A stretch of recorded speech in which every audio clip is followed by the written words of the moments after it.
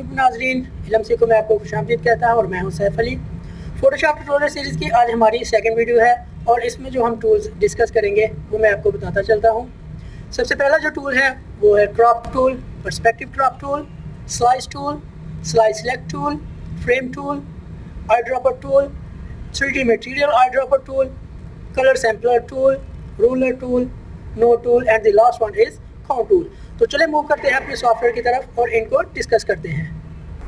तो सबसे पहले हम देखेंगे क्रॉप टूल में हमारे पास कौन कौन से टूल हैं। सबसे पहले है क्रॉप टूल। तो जब हमने पिक्चर का साइज़ छोटा करना हो, उसे कहीं से काटना हो तो हम क्रॉप टूल यूज़ करते हैं। तो अगर हम किसी कोने से पकड़ के तो उसे श्रिंक करेंगे, छोटा करेंगे, तो बाकी की सारी पिक्चर गायब हो जाएगी और फिर अगर हम एंटर करेंगे तो हमारे पास सिर्फ वही पोर्शन रह जाएगा जो उस रेक्टेंगल के अंदर था। इसको हम कंट्रोल C करेंगे तो ये हमारा क्रॉप टूल है। नेक्स्ट है हमारे पास पर्सपेक्टिव क्रॉप टूल।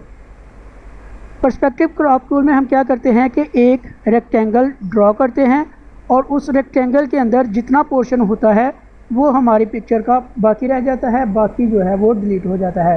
अगर हमने इसको मॉडिफाई करना हो तो हम इधर जो नोड्स हैं उनसे हम मॉडिफाई कर सकते हैं इस तरह से।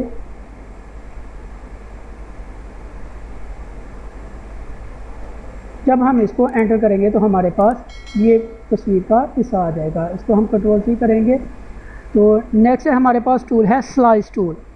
स्लाइस टूल में हम क्या करते हैं कि हमने तस्वीर को या अपने ऑब्जेक्ट को जितने हिस्सों में तकसीम करना होता है, जितने हिस्सों में डिवाइड करना होता है, हम उतनी स्लाइस बना लेते हैं, रेक्टेंगल बना देते हैं।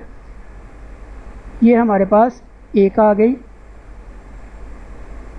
नेक्स्ट स्लाइस है हमारे पास ये सेकंड है और ये हमारे पास थर्ड है। नेक्स्ट वन हमारे पास है फोर्थ। अगर आपने ज़्यादा भी स्लाइसेस बनानी हो तो कोई इशू नहीं है। ये हमारे पास 4 हिस्सों में डिवाइड हो गई है हमारी पूरी पिक्चर। तो जब हम इसको सेव करेंगे तो हम नॉर्मल कंट्रोल S नहीं करेंगे, हम इसको करेंगे सेव फॉर वेब। तो सेव फॉर वेब की ऑप्शन हम चूज़ करेंगे।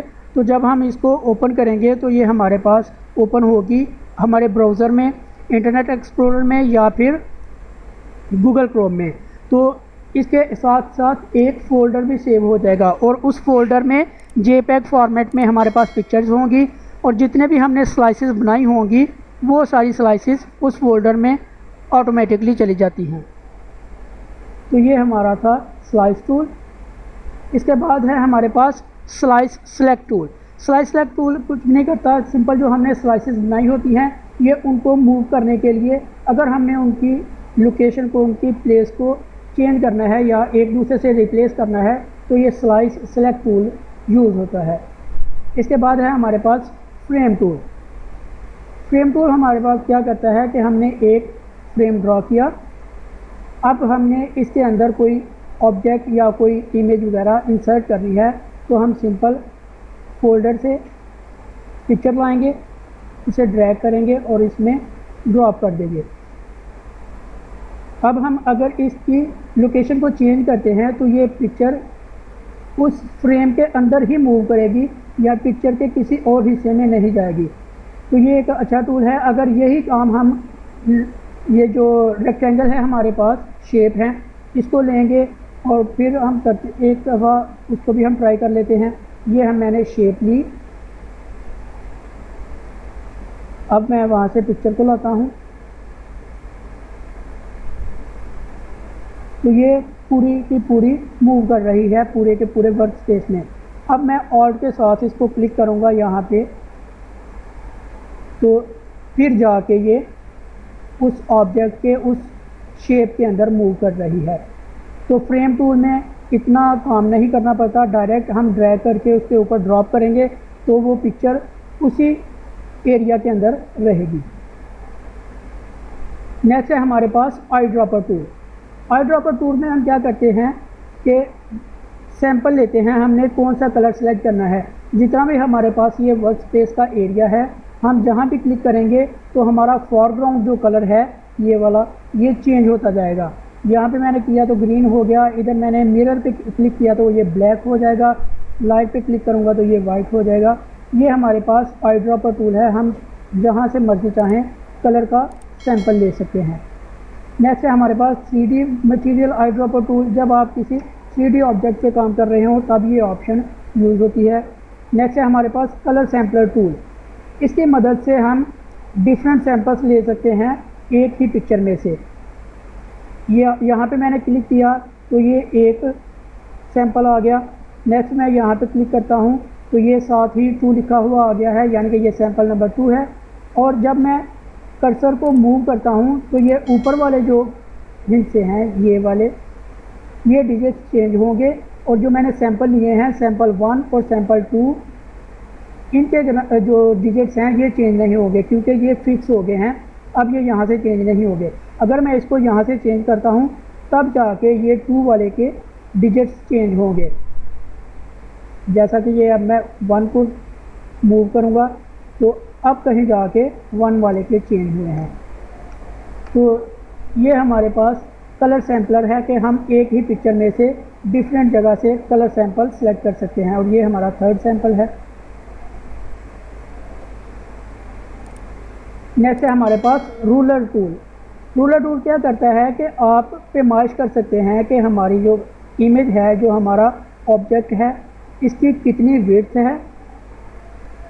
और ये हमें विड्थ बता रहा है 3822 और ये पिक्सल में है। नेक्स्ट हम इसकी हाइट देख लेंगे।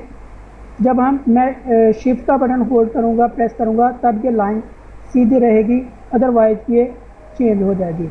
तो आप शिफ्ट प्रेस करके तब इसकी पेमाइश लें। तो ये हमें बता रहा है कि इसकी जो हाइट है वो 1854 पिक्सल है। ये रूलर हमें तब काम आता है जब हम कोई वेब का काम कर रहे हो, तब हमने पेमाइश देखनी होती है कि कितनी पिक्सल में हमने एक ऑब्जेक्ट को रखना है। नेक्स्ट है हमारे पास नोट टूल। अगर हमने कोई नोट लिखना हो, कोई ज़रूरी काम हो, कोई ऑप्शन हो ऐसी जो हमें लगता हो कि भूल जाएगी, तो हम यहाँ पे एक नोट ऐड कर लेते हैं। जैसा कि मैं यहाँ पे नोट करता हूँ, this image is for web. तो बाद में मैं इसको रिट्रीव भी कर सकता हूँ, चेक भी कर सकता हूँ। तो ये हमारा नोट है। नेक्स्ट है हमारे पास काउंट। काउंट क्या करता है कि ये देखता है कि आपके पास एक पिक्चर के अंदर कितने ऑब्जेक्ट्स हैं, ये उनको काउंट करता है। जैसे मैं यहाँ खिड़की पे विंडो पे क्लिक करूँगा तो ये 1 लिखा गया है, वॉल पे 2 आ गया, दीवार के ऊपर 3 है, टायर के ऊपर क्लिक करूँगा तो ये 4 हो गया, और पीछे बैकवर्ड पे क्लिक करूँगा तो ये हमारे पास 5 हो गया। आप इसका कलर भी चेंज कर सकते हैं और चाहें तो इसका साइज़ भी मॉडिफाई कर सकते हैं। लेबल साइज़ आप बढ़ा के 30 कर दें तो ये हमारे पास ये ऑब्जेक्ट्स काउंट हो गए हैं। तो नाज़रीन, ये हमारे टूल्स से जो हमने इस ट्यूटोरियल में डिस्कस करने थे। उम्मीद है आपको कुछ नया सीखने को मिला होगा। तो हमारा चैनल इल्म सीखो सब्सक्राइब करें और बेल आइकन को प्रेस करें ताकि आपको मज़ीद अपडेट्स मिलती रहें। शुक्रिया।